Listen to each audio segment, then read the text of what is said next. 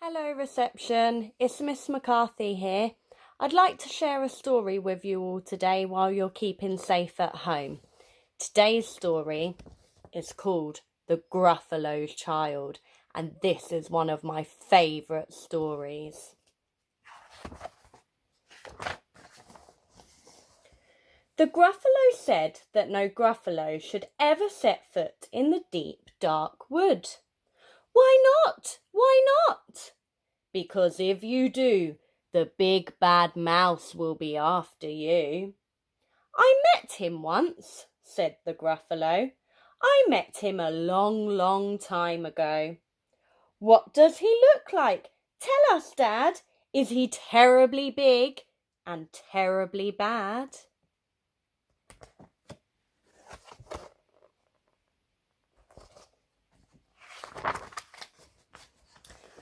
I can't quite remember, the Gruffalo said.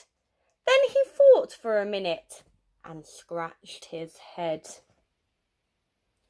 The big bad mouse is terribly strong, and his scaly tail is terribly long. His eyes are like pools of terrible fire, and his terrible whiskers are tougher than wire. One snowy night, when the Gruffalo snored, the Gruffalo's child was feeling bored. The Gruffalo's child was feeling brave, so she tiptoed out of the Gruffalo cave. The snow fell fast and the wind blew wild. Into the woods went the Gruffalo's child. Aha! Aho! A trail in the snow. Whose is this trail, and where does it go? A tail poked out of a log pile house. Could this be the tail of the big bad mouse?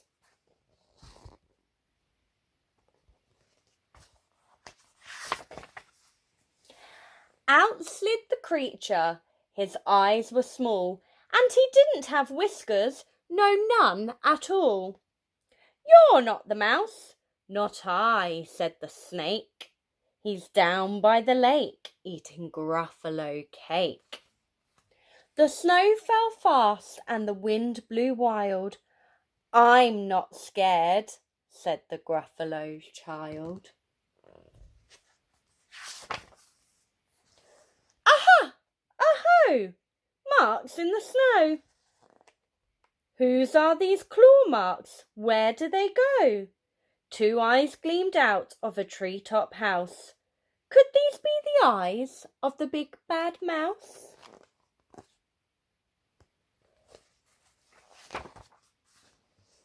Down flew the creature. His tail was short, and he didn't have whiskers of any sort.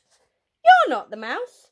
Twit-twoo, not I, but he's somewhere nearby, eating Gruffalo pie.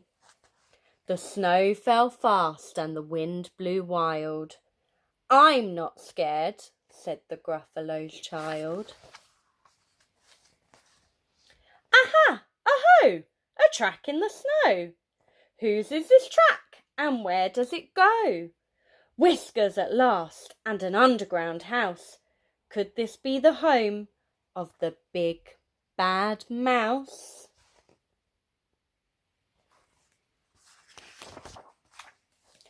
Out slunk the creature. His eyes weren't fiery, his tail wasn't scaly, his whiskers weren't wiry.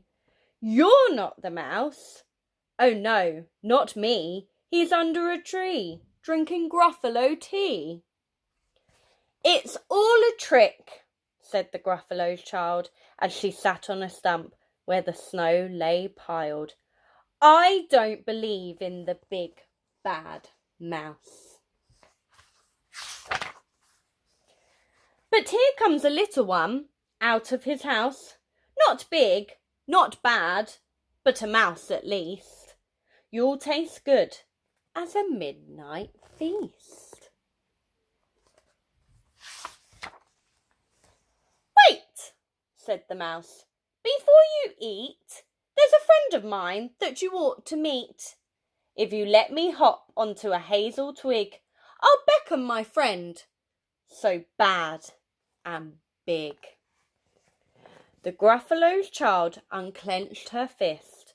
The big bad mouse, so he does exist. The mouse hopped on the hazel tree. He beckoned, then said, just wait and see.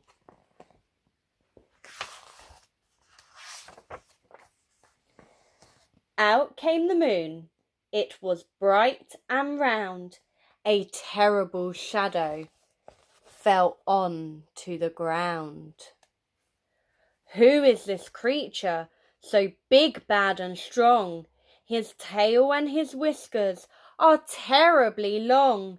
His ears are enormous, and over his shoulder he carries a nut the size of a boulder. The big bad mouse! Yelled the Gruffalo's child. The mouse jumped down from the twig and smiled. Aha! Aho! Prints in the snow. Whose are these footprints? Where do they go? The footprints led to the Gruffalo's cave, where the Gruffalo's child was a bit less brave. The Gruffalo's child was a bit less bored. And the Gruffalo's child snored and snored. The end. I hope you enjoyed that story, everyone. Stay safe, and I can't wait to see you. Bye!